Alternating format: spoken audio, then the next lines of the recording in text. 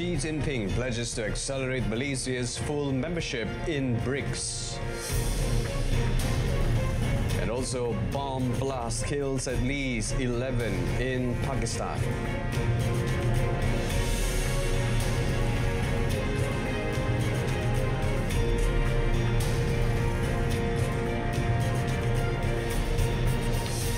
Good afternoon and salam Malaysia Madani. Thanks for tuning in. I'm Brendan Lepal. Prime Minister Datuk Seri Anwar Ibrahim joined foreign leaders and dignitaries at the Victory Day Parade to mark 80 years after the end of World War II in Tiananmen Square this morning. Azerbaijan. Datuk Seri Anwar and wife Datuk Seri Dr. Wan Azizah Wan Ismail arrived at the square at 8:30 a.m. and were greeted by Chinese President Xi Jinping and First Lady Peng Liyuan. According to Chinese Foreign Ministry, 26 foreign leaders are attending the massive military parade. Among them are Russia's Vladimir Putin and North Korea's Kim Jong-un. Tens of thousands of people are also attending the commemorative event, which is broadcast live by Chinese media. President Xi, who is also General Secretary of the Communist Party of China's Central Committee and Chairman of the Central Military Commission, addressed the rally and reviewed the parade. The parade featured marching platoons of People's Liberation Army troops, as well as cutting-edge military equipment such as hypersonic missiles, unmanned drones and outfitted tanks. The highly choreographed Victory Day spectacle comes as US President Donald Trump's America First stance and trade wars have strained Washington's long-standing alliances. Meanwhile, President Xi has pledged his full support for accelerating Malaysia's full membership in the BRICS bloc. Datuk Seri Anwar said this development was conveyed by Xi during their meeting at the Great Hall of the People yesterday. BRICS, established in 2009, is currently made up of 11 countries, including Brazil, Russia, India, China, South Africa and Egypt. Malaysia became a partner country of the bloc in early 2025. Commenting on his meeting with Xi, Datuk Seri Anwar said that the meeting reinforced ties that have been in place since Xi's state visit to Malaysia last April, during which 31 memorandums of understanding and agreements were signed. The Prime Minister also expressed support for the proposals and ideas championed by President Xi, especially the Belt and Road Initiative, which strengthens global connectivity, as well as a global governance initiative conceived during this time's Shanghai Cooperation Organization Summit. China remains Malaysia's largest trading partner for 16 consecutive years, with bilateral trade reaching $106 billion last year, reflecting the closeness of this relationship. Meantime, Malaysia is ready to be China's key trading partner, supported by initiatives such as the new Industrial Master Plan 2030 and the National Semiconductor Strategy. According to Trade and Industry Minister Tengku Datuk Seri Zafrul Abdul Aziz, Malaysia's strategic location in the heart of Southeast Asia, combined with the nation's clear and stable policies, makes the country the ideal gateway to the ASEAN market of nearly 680 million people. As the ASEAN chair this year, the Prime Minister has called on Chinese companies attending the Malaysia-China high-level business dialogue to use Malaysia as their gateway to the ASEAN market. Tengku Datuk Seri Zafrul expressed his confidence that the collaboration will drive economic growth and create more high-quality jobs for Malaysians. Peruvian authorities have vowed to investigate the killing of an Indonesian diplomat, promising answers to what they described as an assassination. Zetro Leonardo Purba, who worked at Indonesia's embassy in the Peruvian capital, died Monday night after being shot 3 times by an unidentified person while biking to his home. Peru's Foreign Ministry, Elmer Sciala, said it deeply regretted Purba's assassination and would take all measures to clarify what happened. Expresé las condolencias de la señora Presidenta de la República para que se las transmitiera también a el presidente de Indonesia, con quien hacía muy pocos días habían estado juntos en Yakarta, en la capital de Indonesia. Lo mismo hice yo, por supuesto, con el canciller indonesio, mi homólogo, y le garanticé que vamos a ir hasta el fondo para ver qué cosa ha sucedido, qué es lo que ha pasado, por qué se ha sucedido esto. He added police protection would be increased for the personnel and facilities of the Indonesian embassy in Lima. Indonesian Foreign Minister Sugiyono said on social media late Monday that he had spoken to Peruvian Foreign Minister and requested a thorough investigation into the death of Purba, who served as the embassy administrator in Lima.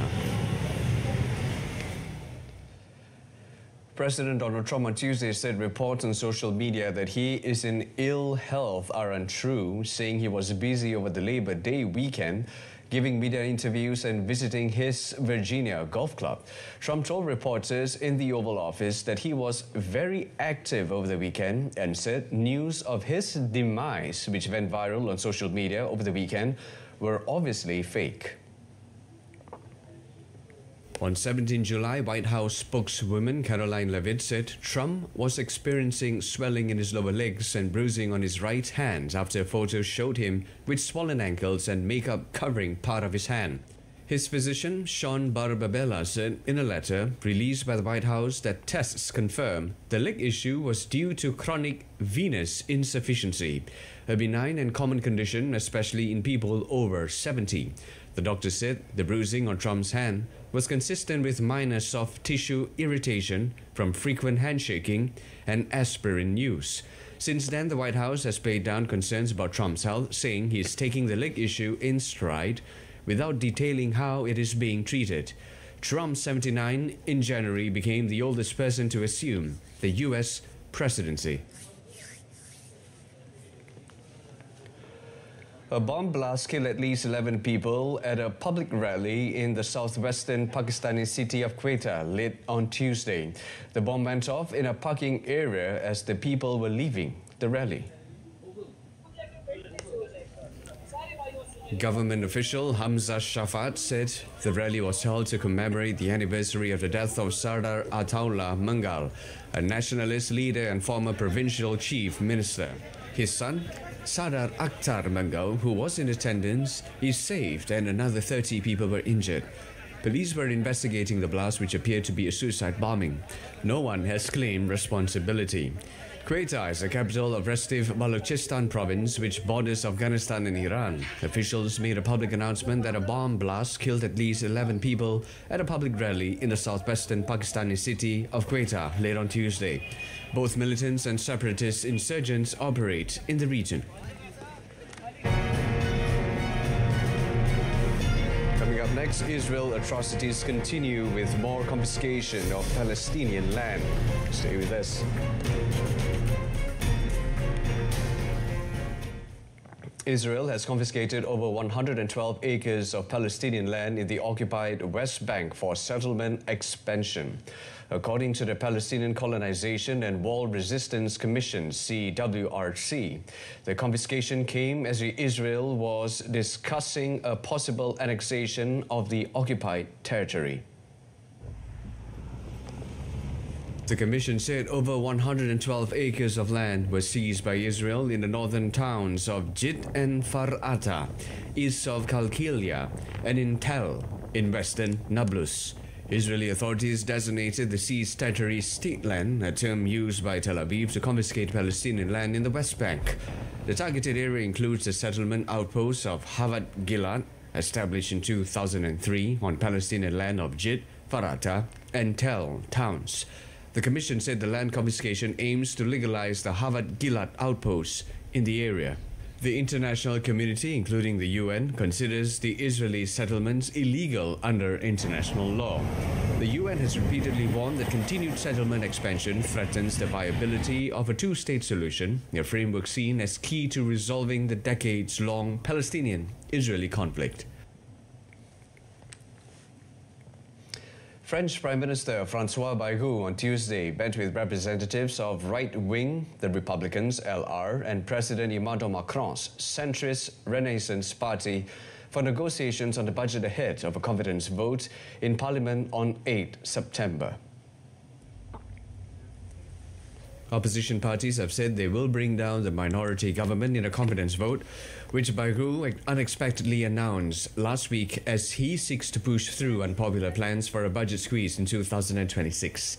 Speaking after a meeting with Bayrou, LR leader Laurent Wauquiez said his party does not oppose budget cuts but rather aims to prevent higher taxes for the working class, who he says are always the same people who pay. Renaissance leader Gabriel Attal said his group will not vote against Bayrou's government. If Bayrou does lose in the vote, it will trigger the fall of the government and Macron can appoint a new prime minister, ask Bayrou to stay on in a caretaker capacity for some time, or decide to call snap parliamentary elections.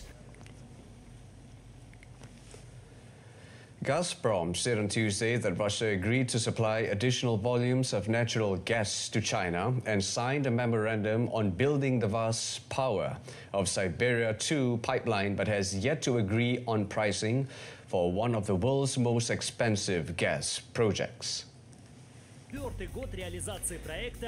The No Limits partnership between China, the world's biggest consumer of energy, and Russia, the world's biggest producer of natural resources, has strengthened since the West imposed sanctions to punish Russia for the war in Ukraine. Since losing a lucrative chunk of the European gas market, Russia has pivoted towards China. Gazprom has sought an agreement for years on building the power of Siberia 2 pipeline, capable of delivering 50 billion cubic meters per year to China through Mongolia from the Arctic gas fields of Yamal. Alexei Miller, the CEO of Gazprom, told Russian news agencies that an agreement had been reached to increase supplies via the existing power of Siberia pipeline, which runs from eastern Siberia to China, to 44 billion cubic meters a year, from 38 billion cubic meters. Alphabet's Google must share data with competitors to open up competition in online search. A judge in Washington ruled on Tuesday while rejecting prosecutors' bid to make the internet giant sell off its popular Chrome browser. Google CEO Sundar Pichai expressed concerns at trial in the case in April that the data sharing measures sought by the US Department of Justice could enable Google's rivals to reverse engineer its technology. Google has said previously that it plans to file an appeal, which means it could take years before the company is required to act on US District Judge Amit Mehta's ruling. The ruling results from a 5-year legal battle between one of the world's most profitable companies and its home country, the US, where Meta ruled last year that the company holds an illegal monopoly in online search and related advertising. At a trial in April, prosecutors argued for far-reaching remedies to restore competition and prevent Google from extending its dominance in search to artificial intelligence. Google said the proposals go far beyond what is legally justified and would give away its technology to competitors. In addition to the case over search, Google is embroiled in litigation over its dominance in other markets. U.S. military forces has carried out a kinetic strike against members of the Venezuelan gang Tren de Aragua, TDA, killing 11 suspected narco-terrorists. In a post on his Truth social platform, President Donald Trump wrote that the strike targeted a group of TDA operatives positively identified in the U.S. Southern Command area of responsibility. The strike took place in international waters while the group was transporting narcotics en route to the United States. He added that no U.S. forces were harmed. As of now, the Pentagon and U.S. Southern Command have not independently confirmed Trump's claims.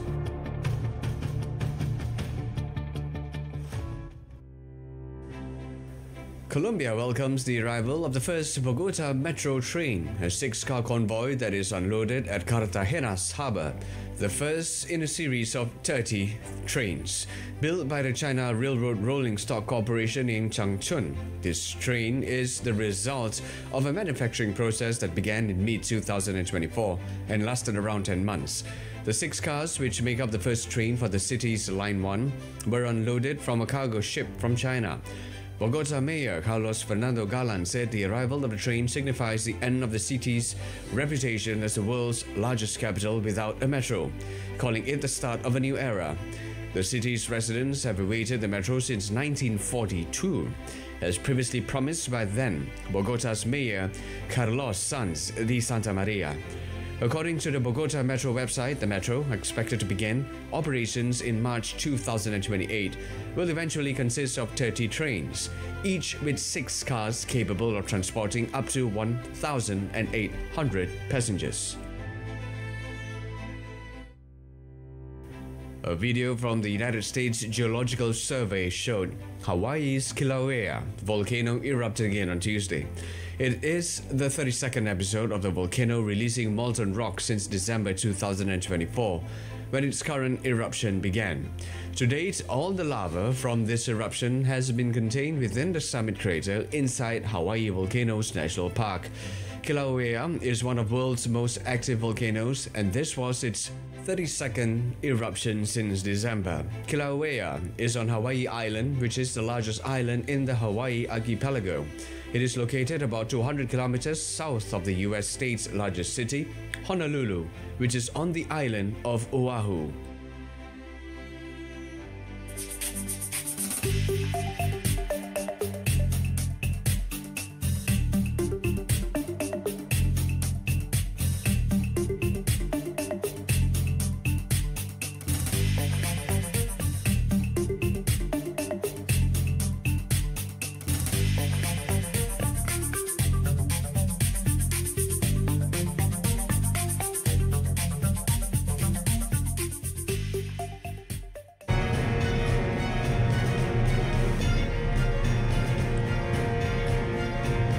Still to come in sports.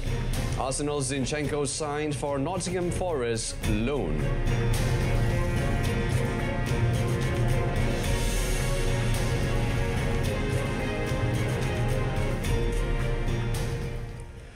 Alexander Zinchenko signed for Nottingham Forest on a season-long loan from Arsenal.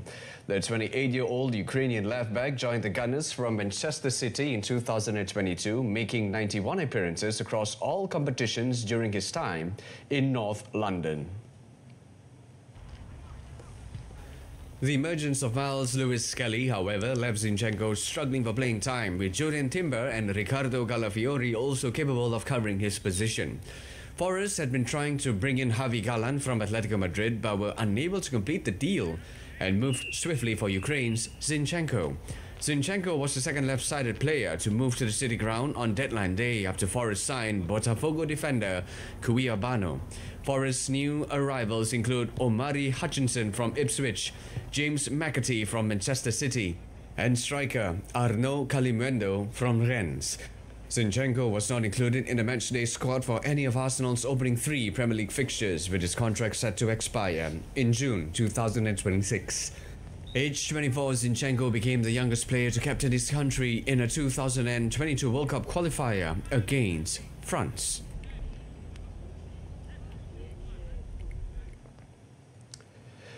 German midfielder İlkay Gündoğan has left Manchester City to join Turkish champions Galatasaray. The two clubs announced the matter Tuesday, with the move subject to international clearance. Gündoğan, 34, made 358 appearances across 2 spells with City, scoring 65 goals and winning 14 trophies, including the Premier League, FA Cup and Champions League treble in 2023 when he captained the side. Gündoğan initially joined City from Borussia Dortmund in 2016 before moving to Barcelona in 2023. He returned to Manchester for the 2024-25 campaign, scoring 5 goals and making 8 assists from 54 games across all competitions. Galatasaray announced on Tuesday that they had reached an agreement with City for free transfer of Gündoğan until the end of 2026 to 2027 season. According to Galatasaray, Gündoğan will earn a net salary of 4.5 million euros, equivalent to about $5.27 million in each of the 2025 to 2026 and 2026 to 2027 seasons. Gündoğan also expressed that Manchester City will always hold a special place in his heart, and he does not doubt that the club will enjoy much more success in the future. Argentina's national football team, led by captain Lionel Messi, held an open training session in Ezeiza on Tuesday as they prepared for their final World Cup qualifier against Venezuela. The session, attended by local media, saw Messi, Rodrigo de Paul and Leandro Paredes among the first to take the field, with head coach Lionel Scaloni overseeing the drills. The training, which included physical exercises and ball work, marked the first public appearance of the squad before Thursday's match at the Monumental Stadium in Buenos Aires. The match against Venezuela will be Messi's last World Cup qualifier on home soil, adding emotional weight on the encounter. The team's only other absence was Nicolas Otamendi, who rested due to fatigue but is expected to rejoin the squad on Wednesday. Argentina, currently leading the CONMEBOL standings, will face Venezuela on the 4th of September, followed by a close training session on Friday.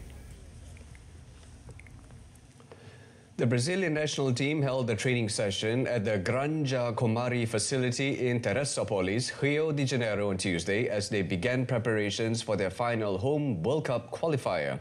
Having already secured their place in the final next summer, this is a dead rubber for Brazil, allowing coach Carlo Ancelotti to experiment with his squad selection.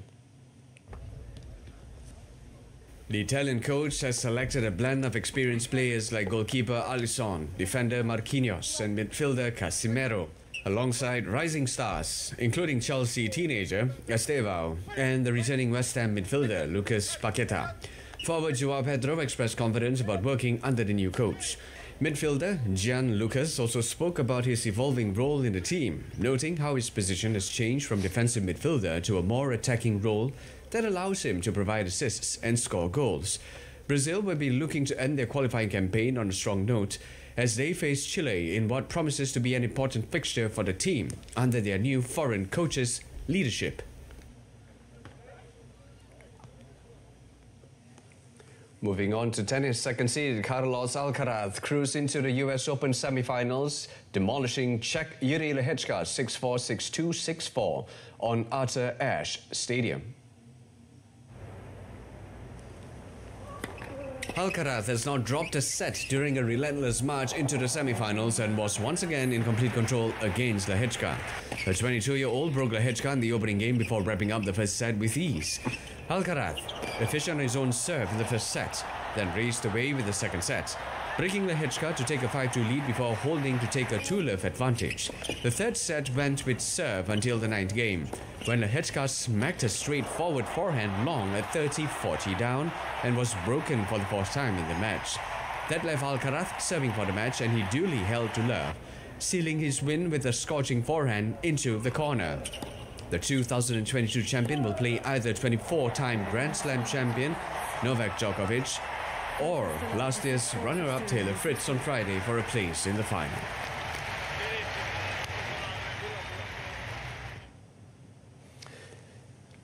In the women's draw, reigning champion Aryna Sabalenka moved into the semi-finals without needing to set foot on court after Czech quarter-final opponent Markéta Vondrousová pulled out with an injury. Vondrousova's withdrawal sets up a repeat of last year's US Open final in the last four, with Sabalenka facing American fourth seed Jessica Pegula on Thursday. Pegula reached the semi-finals earlier after a 6-3, 6-3 defeat of unseeded Czech Barbora Krejcikova. Fourth-ranked Pegula had a dreadful run-up to the year's final major but has flipped the script in New York, where she has yet to drop a set and fired off 17 minutes to beat the unseeded Czech. Krejcikova recovered from injuries earlier this year and saved 8 match points in a fourth-round thriller to reach the final 8, but ran out of gas against the 2024 runner-up. And in cycling, Australian Jay Vine from Team UAE, Team Emirates XRG went for broke 5 kilometers from the summit finish to win stage 10 of the Vuelta a España on Tuesday, repeating his stage 6 victory, while race favourite Jonas Vingegaard reclaimed the leader's red jersey. Vine caught and overtook Spain's Pablo Castrillo from Team Movistar with 5 kilometers left on the climb to the end of the 135.3 kilometer ride, From Parque de la Naturaleza Senda Viva to El Ferial Lara Belahua, Castrillo held on to take second spot, 35 seconds behind Vine, with the Spaniard's compatriot and teammate Javier Romo finishing third. Vingegaard from Team Wisma Lees, a bike, had lost the red jersey to Norway's Torstein Traen of Bahrain, victorious after stage 6. However, after beginning Tuesday's stage 37 seconds off the lead, he gapped Traen on the final climb to move 26 seconds ahead in the general classification. Winning is so hard, and it's such an incredible feeling when it happens, and no, I don't think I'll ever get used to winning, because it's just unbelievably hard. Gegak gempita sorakan perjuangan bakal mengiringi perjuangan skuad kebangsaan bagi membawa nama negara ke kejohanan terbesar Asia. Nantikan aksi Harimau Melaya yang akan terus membaham, merobek gawang dengan 6 perlawanan yang bakal menentukan kemaraan. Saksikan ngauman perjuangan ini bersama-sama RTM, penyiar rasmi. Deruman jentera moped pelbagai kategori terus menggegar dalam perlumbaan motosikal Petronas Malaysia Cup Prix musim 2025. Dengan jiwa kelajuan, nantikan pecutan kemenangan setiap pelumba hanya di RTM.